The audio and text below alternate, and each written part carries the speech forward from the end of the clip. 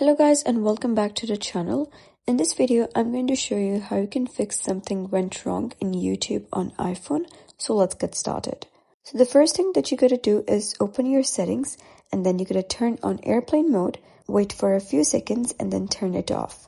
And if you're using Wi-Fi, I suggest you to switch to any cellular network. And if you're using a cellular network, I suggest you to switch to a stable Wi-Fi.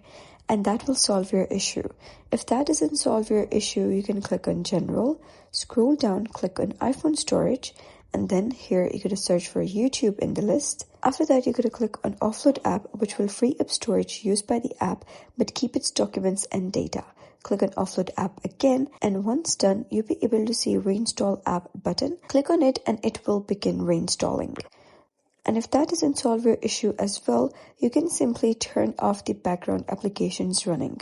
To do that, you gotta head over to your recent tabs and then you can simply turn off them. Doing so will clear the cache and then reopening the YouTube will help fix the issue.